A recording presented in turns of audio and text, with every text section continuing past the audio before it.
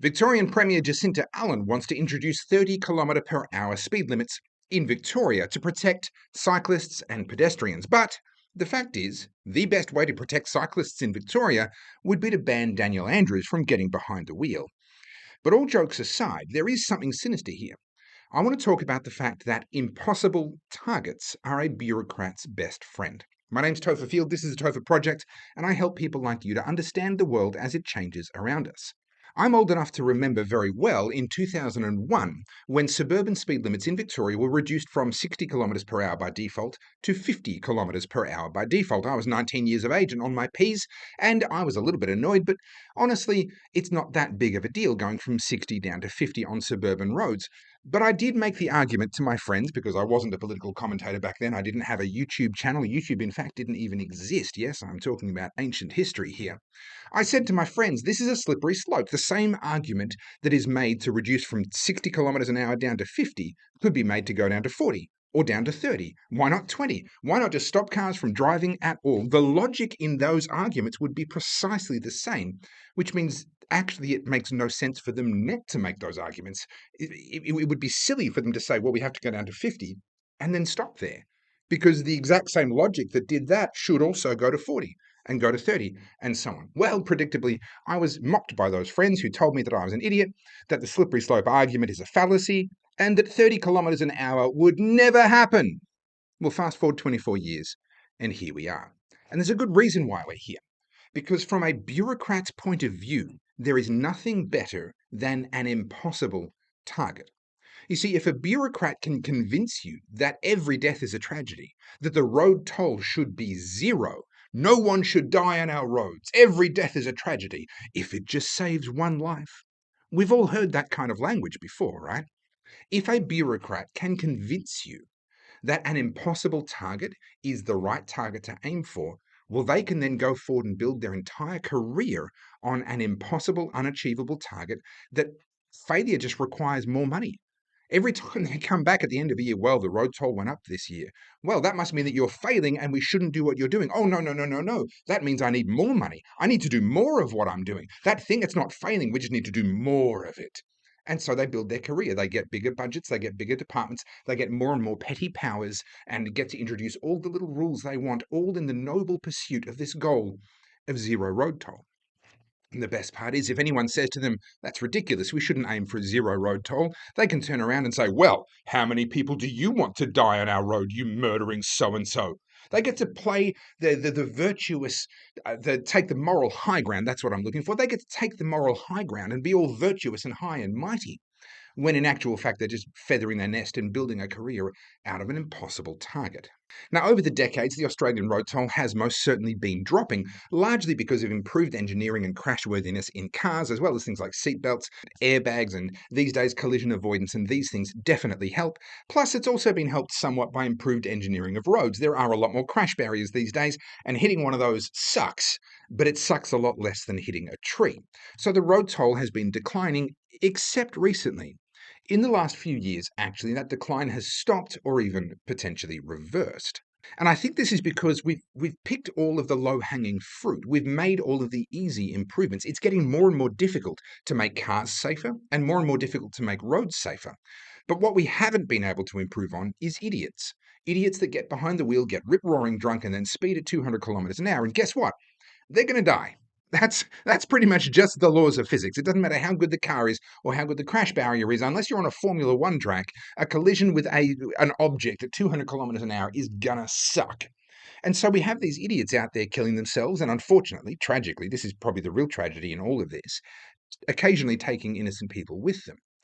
But that isn't a problem of a lack of enforcement. That isn't a problem of, oh, people are going 40 kilometers an hour in what should be a 30 zone. That's a problem of reckless human behavior. And I would argue, actually, it's a symptom of the fact that we're not enforcing our laws correctly and that we're raising our children badly. But that's a topic for an entirely different video. The fact is, the road toll is no longer declining and human behavior is largely to blame. Here's an uncomfortable truth. We can't save everyone, and we should not try. That's right. We should not try to get the road toll down to zero.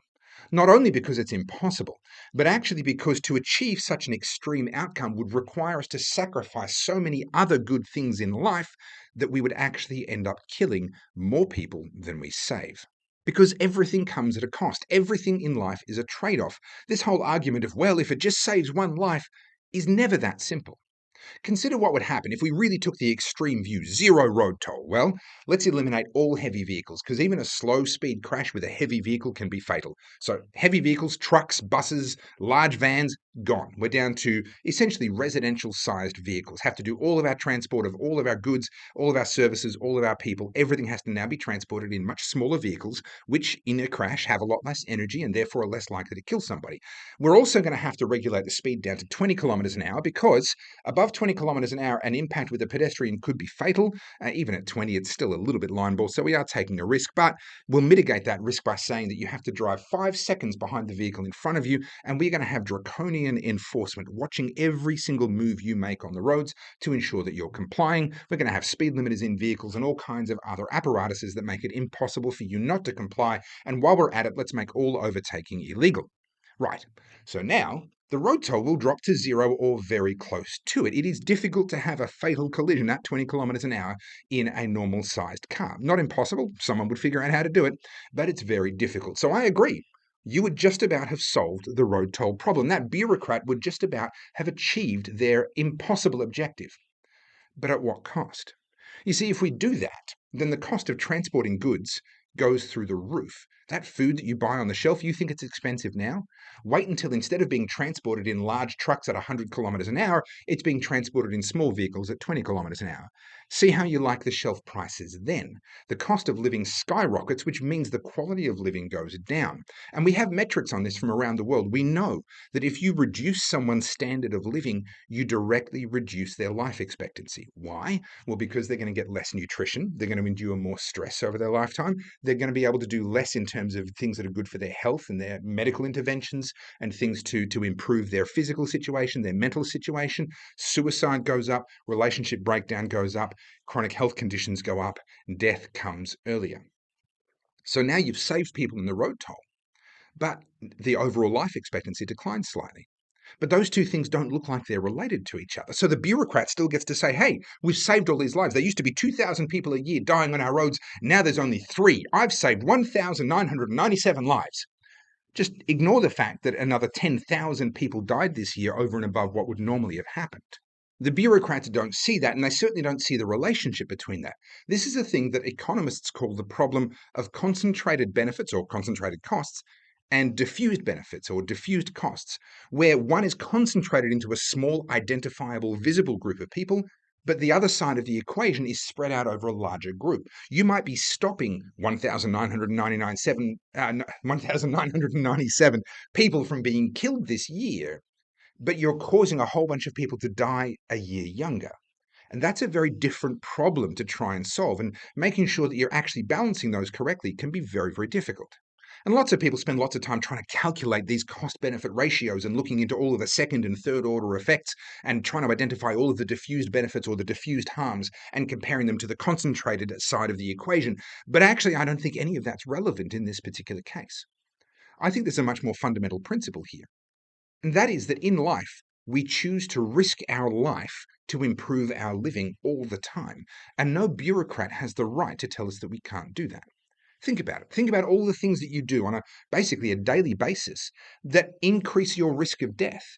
But you wouldn't stop doing them because to do so would reduce your quality of living so much that you would rather risk dying.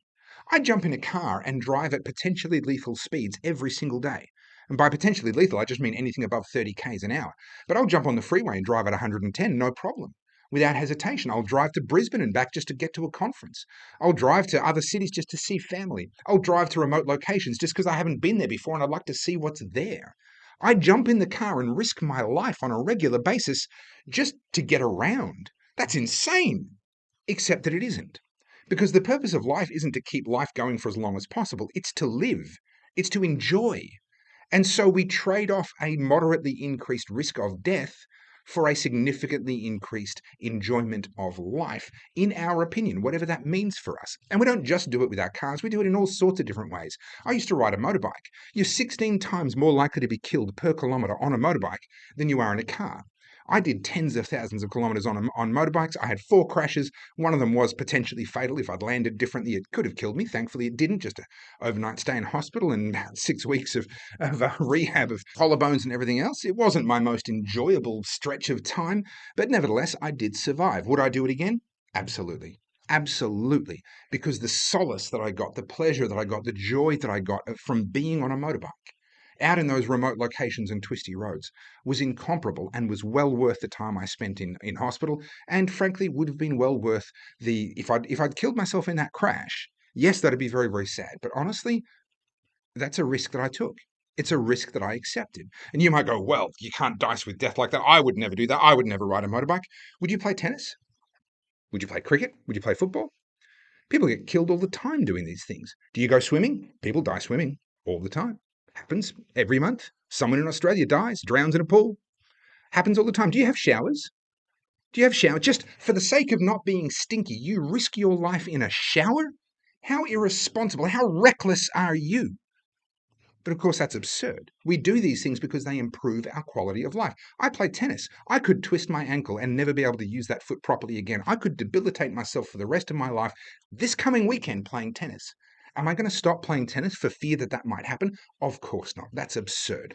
Am I going to stop having showers for fear of slipping over? Because that is a common way that people die. Of course not. That's absurd. And should we be driving at 30 kilometres an hour because a bureaucrat is chasing an impossible target that's up on their spreadsheet and they're willing to sacrifice everything else about our lives in order for them to build their career off that target? Of course not. It's absurd. The time has come for Australians to start losing our patience with this kind of nonsense, to start pushing back in a meaningful way and saying no. And if they don't listen to us say no, we need to start saying fuck you. And the people of Victoria need to say a very big fuck you to 30 km/h speed limits. My name's Topher Field. This is the Topher Project. I help people like you to understand the world as it changes around us. If you've learned something in this video, or if you've enjoyed it, please give me a comment, give me a like, maybe subscribe, and I'll see you in the next video.